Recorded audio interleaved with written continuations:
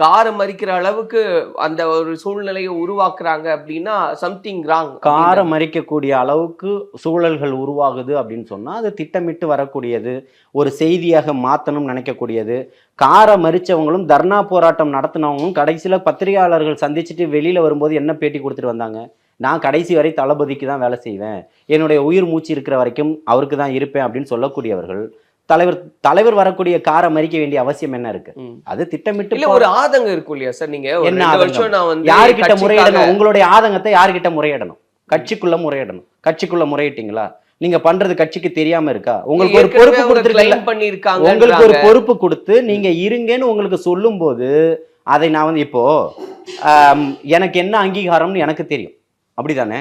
இப்போ வரக்கூடியவர்கள் போய் அவர் தலைவர் முன்னாடி நின்று ஒரு ஃபோட்டோ எடுத்துக்கிட்டாங்கன்றதுக்காக நான் கோவப்பட்டு எனக்கு வந்து ஃபோட்டோ தரலன்னு சொன்னால் அது வந்து அர்த்தமாயிடுமா? இல்லை.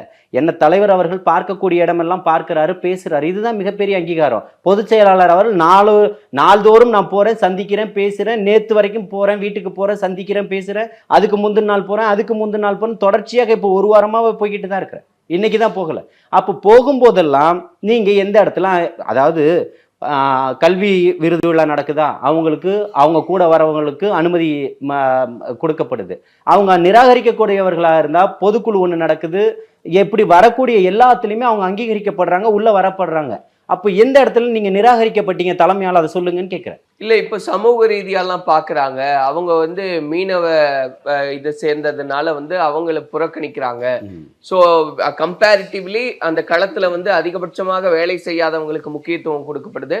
இப்ப இந்த சமூகம் சார்ந்த ஒரு பார்வையை வச்சுதான் அவங்களுக்கான வாய்ப்பு கொடுக்கல அப்படின்றதெல்லாம் பேசப்படுது இல்லையா? இல்ல, அதாவது வேலை செய்யாதவர்களுக்கு தான் பொறுப்பு கொடுக்கப்படுதுன்னா சகோதரர் சாமுவேல் ராஜ் வந்து வேலை செய்யலன்னு சொல்றீங்களா? கம்பேரிட்டிவ்லி அவங்க அதான் நான் என்ன சொல்றேன், நீங்க கம்பேர் பண்ணலாம், அவங்க கம்பேர் பண்ணலாம். அவரு அந்த சமுதாயத்தை சேர்ந்தவர்களுக்கு கொடுக்கப்படலைன்னா அப்போ சகோதரி மரியா யாரு, பிரதீபா யாரு, இன்னொரு சகோதரி இருக்காங்க அவங்க யாரு, அண்ணன் கோல்டன் இருக்கிறாரு அவர் யாரு, எல்லாமே அந்த சமூகத்தை சார்ந்தவர்கள். ஆமா, அந்த 15 பேர்ல 4 பேர் 5 பேர் அந்த சமூகத்தை சார்ந்தவர்களே அங்க கொடுக்கப்பட்டிருக்குன்னா அது முக்கியத்துவம் கொடுக்கப்படுது இல்ல, 3ல் 1 பங்காயிடுது இல்ல. 15 பேர்ல 5 பேர் இருக்காங்கன்னா அவங்க ஸ்ட்ரென்த் தானே.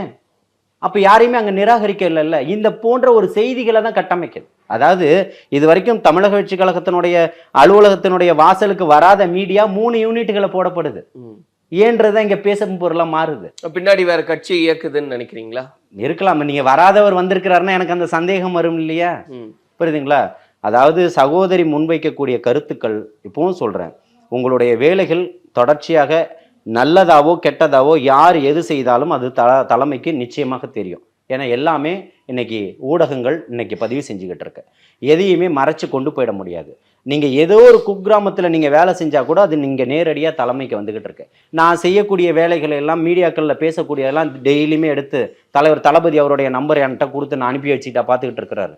இல்லை, இன்னைக்கு ஊடகங்கள் அந்த மாதிரி அவ்வளவு வேகமாக போய்கிட்டு இருக்கு. இன்னைக்கு மெயின் ஸ்ட்ரீம் மீடியான்னு சொல்லக்கூடியதை விட மிஞ்சிருச்சு இன்னைக்கு யூடியூப் சேனல்கள் எல்லாமே. உடனுக்குடனே செய்திகளை கொண்டு போய் சேர்த்துக்கிட்டு இருக்கு.